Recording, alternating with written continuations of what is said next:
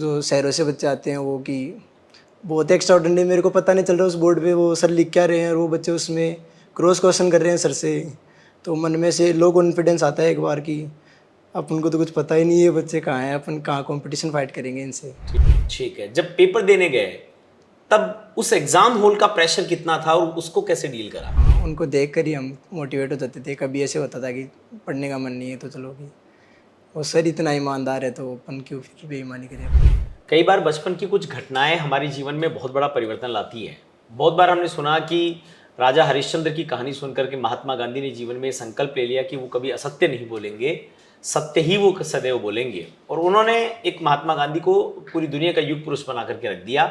मेरे साथ आज एक ऐसा बच्चा बैठा है जिसने कहीं कभी किसी को डॉक्टर होते हुए अपने दायित्वों का सही तरीके से उसके अनुसार निर्वहन करते हुए नहीं पाया, तो उसको लगा कि मैं किसी से शिकायत करूं उससे बेहतर है मैं खुद ही डॉक्टर बन करके दिखा दूं। वहां से एक चिंगारी निकलती है कि मुझे अपने करियर में अपनी जीवन की भूमिका डॉक्टर के रूप में चुननी है। वो बच्चा गांव से निकल करके, ढाणी से निकल करके और मैट्रिक्स नी डिवीजन में आता है। वहां आकर के 2 वर्ष तक लगातार और अनुशासित मेहनत करता है और 12th के साथ ही उसने अपने नीट को क्रैक करा। सामान्य नीट को क्रैक नहीं करा, 12th के साथ में उसके 710 नंबर हैं 720 में से, जो अपने आप में एक बड़ा रिकॉर्ड है। और मैं आपको ये भी बताते हुए हर्ष का अनुभव करूंगा कि उस बच्चे के 12th बोर्ड में भी 95% या उससे अधिक मार्क्स हैं। यानी यदि हम ये सोचते हैं कि फाउंडेशन करने वाले बच्चे बोर्ड में अच्छा नहीं कर पाते, तो मैट्रिक्स नीट डिवीजन ने इस भ्रम को भी तोड़ा है कि आप पहली बार 12th के साथ में नीट भी क्रैक करेंगे, 12th के साथ साथ में बोर्ड में भी बहुत अच्छा परफॉर्म करेंगे। आइए मिलते हैं कपिल महिला से। रिंगस के पास में एक छोटी सी जगह है और वहां से बच्चा आता है। उसकी पूरी कहानी उसके माध्यम से जानेंगे, परिवार के बारे में जानेंगे और ये भी जानेंगे कि उसने डॉक्टर बनने के सपने को कैसे पाला। कपिल, बहुत बहुत बधाई आपको। सबसे पहले तो बधाई इसलिए कि 12th क्लियर हो गया। हमारे यहाँ बोर्ड भी बहुत मायने रखता है। बोर्ड में कितने परसेंटेज है आपके? 95 95% अंक है और नीट में 710 720 में से 710। मुझे लगता है परसेंटेज वाइज नीट ज़्यादा बेहतर कर पाया है। हाँ, नीट की प्रिपरेशन ज़्यादा कर रहे थे। हाँ प्रिपरेशन में एल नीट की थी। ठीक है कपिल, गांव कौन सा अपना एग्जैक्ट? गांव रिंगस के पास में है, दादिया रामपुरा। दादिया रामपुरा। छोटी जगह, बड़ी जगह नहीं है?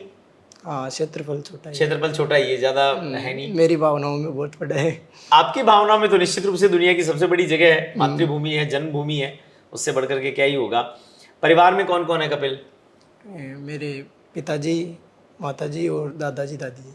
ठीक है, दादाजी दादी जी तो अब रिटायरमेंट की लाइफ जी रहे होंगे। हाँ, जब पता चला कि पोता डॉक्टर हुआ तो उनको कुछ लगा कि पोते ने क्या किया है? हाँ बिल्कुल एहसास हुआ कि हाँ खुश है, मतलब किया है, कुछ बड़ा किया है। कुछ बड़ा किया है। और मम्मी पापा का क्या रिएक्शन था? वो भी बहुत खुश थे। कपिल, बहुत बार ऐसा होता है कि हम अपने करियर के रूप में, भाई हर व्यक्ति को अपना जीवन जीने के लिए कोई ना कोई भूमिका तो चुननी पड़ती है। आपको कब ये लगा कि मुझे डॉक्टर बनना चाहिए या मुझे इसको अपना जीवन का एक पेशा बनाना चाहिए? जी, मेरी मम्मी नर्सिंग ऑफिसर है। ओके।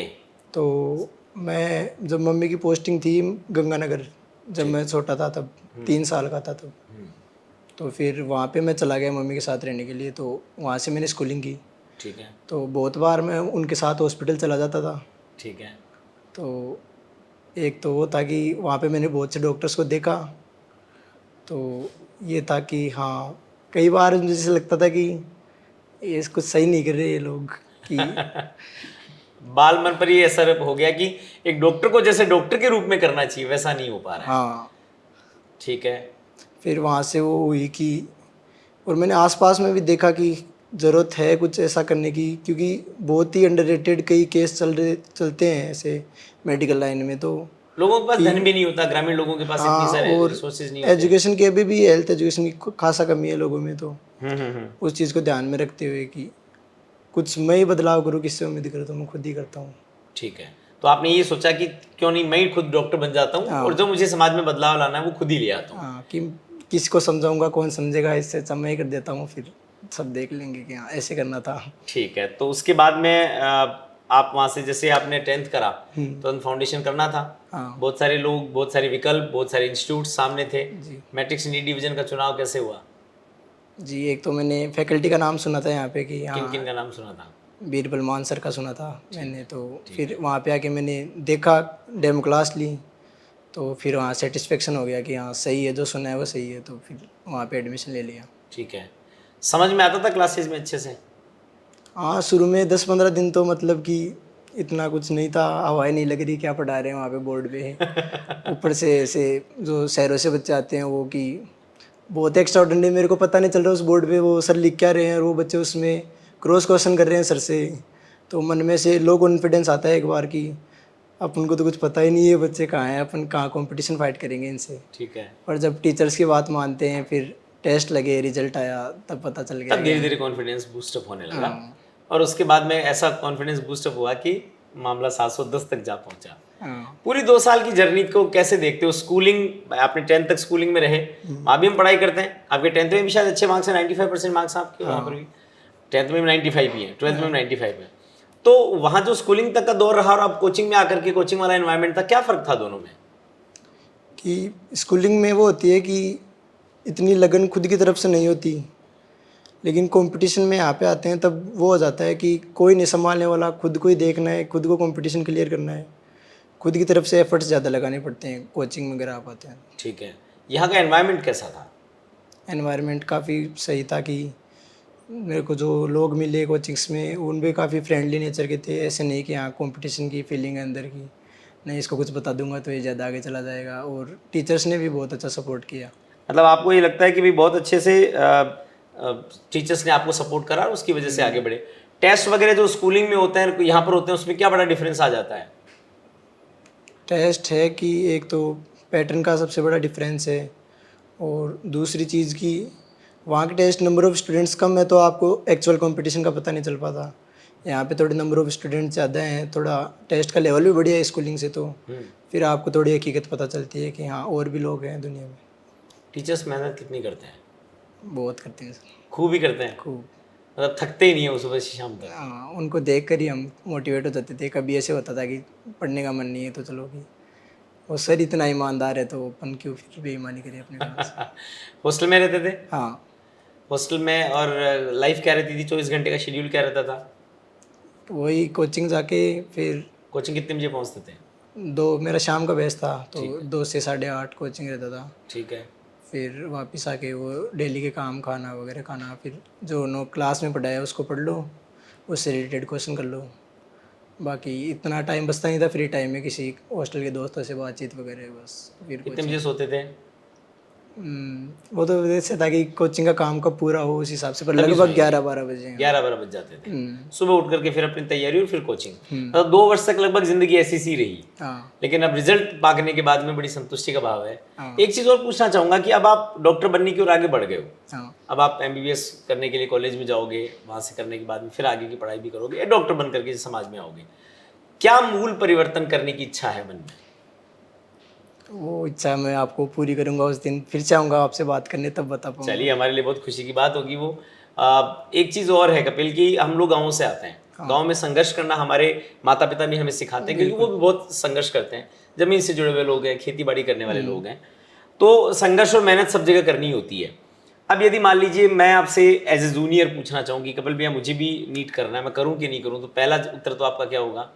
आपकी इच्छा है तो बिल्कुल करो। बिल्कुल करो। और करूँ तो मुझे क्या ध्यान रखना है और क्या गलतियाँ नहीं करनी है? मेनली 2-3 चीज़ है कि एक तो कंसिस्टेंसी। ठीक है। भले ही आपका स्टडी के नंबर ऑफ आवर्स कम है लेकिन वो कंसिस्टेंट है तो वो एक बहुत प्लस पॉइंट है आपके लिए। ठीक है।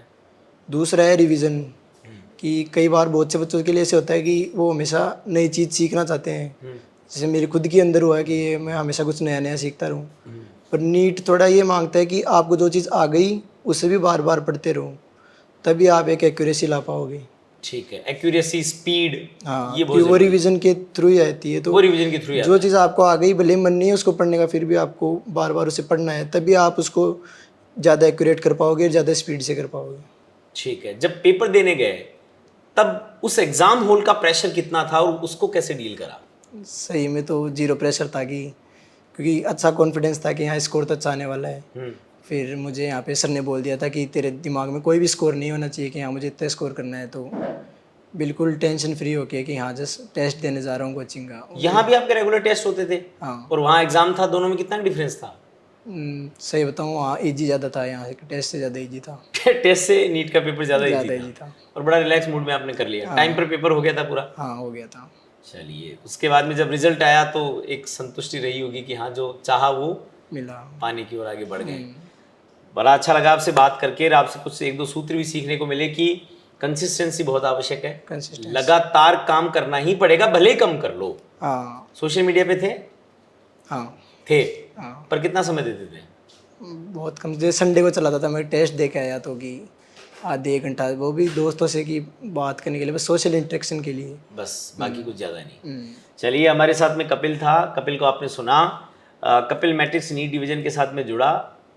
बताता है कि टीचर्स इतनी मेहनत करते थे कि कई बार हमारा मन नहीं होता था, फिर भी कर लेते थे कि यार कोशिश करें, टीचर्स इतना कर रहे हैं तो कर लें। परिणाम आपके सामने है। आज एक सफल बच्चा आपके सामने बैठा है जिसने 710 नंबर ला करके अपने कदम बढ़ा दिए हैं अपने सपने की ओर, डॉक्टर बनने की ओर। इनको बहुत बहुत शुभकामनाएं हैं, बधाई है। और साथ ही मैं आप लोगों से भी कहना चाहूँगा कि केवल सपने देखने से काम नहीं होगा, उनको संकल्पों में बदलना पड़ेगा। और संकल्प सिद्धि को प्राप्त तब करेंगे जब अनुशासन की भट्टी पर आप उसको पकाएंगे, उसको तपाएंगे। आपका सपना भी यदि कुछ डॉक्टर बनने का, इंजीनियर बनने का है, बढ़िया स्कूलिंग करने का है, तो मैट्रिक्स ग्रुप, जिसमें matrix JEE academy, matrix NEET division और मैट्रिक्स हाई स्कूल आपका स्वागत करता है। आइए, आकर के देखिए, पहचानिए और जीवन के सबसे अनमोल समय को सबसे सुरक्षित हाथों में दीजिए, ताकि टीचर और स्टूडेंट्स का जो कॉम्बिनेशन है वो बेस्ट कॉम्बिनेशन बन सके और बेस्ट रिजल्ट मिल सके। बहुत बहुत धन्यवाद।